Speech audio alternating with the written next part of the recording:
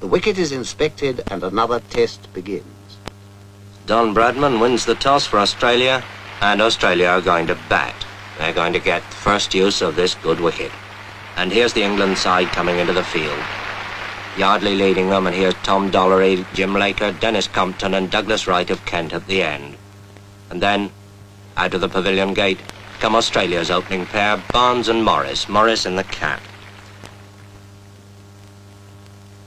And Alec Bedser of Surrey begins the bowling from the nursery end. Fast medium right arm comes in, bowls to Barnes outside the off stump, and it bounces off Evans' pads. Bedser again. Bowls again to Barnes and again beats him outside the off stump. And the first over is a quiet one, a maiden. And Alec Coxon of Yorkshire bowls the second over from the pavilion end. Elbows well out, comes in, bowls to Morris. Morris forces him away on the onside, and the Australian innings is underway. The first run's up on the board. And so another historic test is underway. Watched by the press of half the world. Watched too by appraising eyes in the pavilion. Eyes that have seen many a cricketer come and go.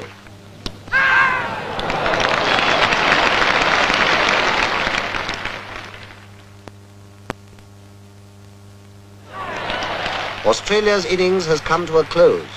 The score stands high and is duly noted. There is time to breathe until England takes the field. Cricket in the hands of the experts, more than a game. It's a craft at least, almost a science. Let's ask an expert, Bert Rhodes of Derbyshire, to bowl us a leg break on this demonstration wicket. Now, there's the spinning finger, the third one, see, cuddled close against the seam.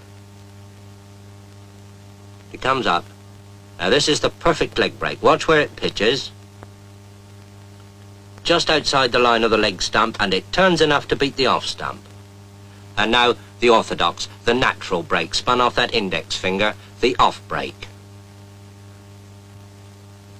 And this pitches, watch it, outside the line of the off stump, and it beats the leg stump. Now that's the right arm bowler's orthodox weapon. Let's see how the batsman copes with it. As the ball comes down to him, turning into him, well, all right, he just lets it hit the bat.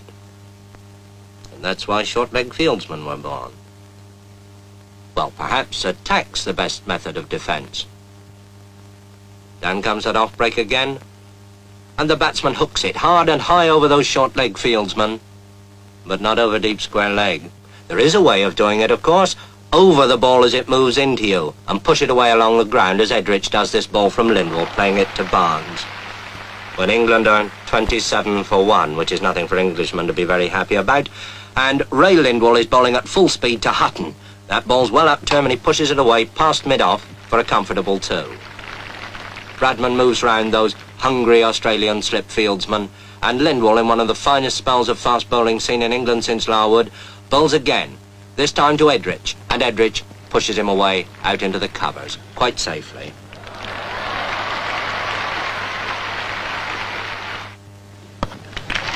And it takes Doug Wright at number 11 with a wild swing over the bowler's head, sky high up there into the long field, to save England from the follow-on. And Ray Lindwall, with 4 wickets already in the match, bowls again from the pavilion end, and bowls Alec Bedser. And England are all out for 215, 135 behind Australia on the first innings. But now Australia have started their second innings. Bedser bowls to Barnes, his in-swinger, and Barnes puts it away, down to long leg. Round comes Hutton, fielding at long leg, and there's that quick low throw to Godfrey Evans. And now Wright bowls to Morris, and he's out.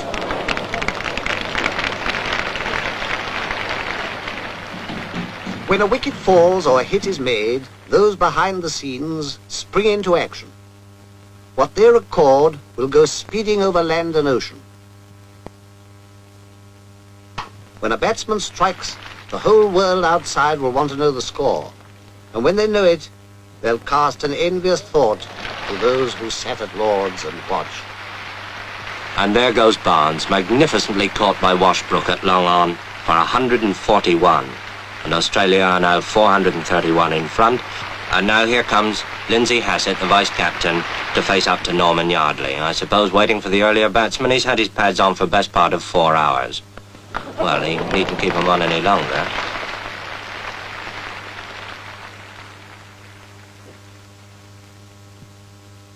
Meanwhile, the Don bats on. Don Bradman, on his last Test tour and playing his last Test innings at Lord's.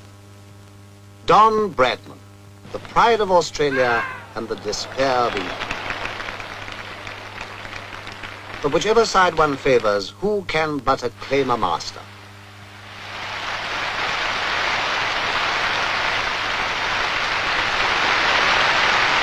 Bradman, whose name now joins the golden pageant, will Rain stop play? Anxious eyes survey the wicket. Willing hands turn too. But fate is kind and the battle is renewed. All through a cloudy afternoon they struggle on. The English batsman extra careful, heavily conscious of each wicket as it falls. England want 596 to win and Hutton's out for 13, and England 42 for 1 wicket. And now Toshack bowls to Edrich. Ian Johnson catches him at first slip. Edrich is out. England 52 for 2 wickets. And in trouble. Everything depends on the man who now comes out of the pavilion. Dennis Compton. And with Hutton gone, England's last real hope. So they fight on, a battle of muscle, sinew, and eye. For this is cricket at its finest, calling forth a quality deep in men, the calmness of a Compton on a sticky wicket when the world is watching. England, 106 for 3, want an impossible 490 to win. Impossible? Well, Compton's still there. And here's Big Bill Johnson with that bucking, bridling run coming in to bowl to him. And Compton's out. England's last hope of the impossible. And now, Toshack bowls to Coxon. Toshack thinks he's out. Umpire thinks he's out. Coxon thinks it's a shame. Now it's all over, bar shouting. The day wears on. Another game is lost and won. Well, perhaps not quite. Defeat has come to England, and to Australia, victory. Australia takes the Ashes.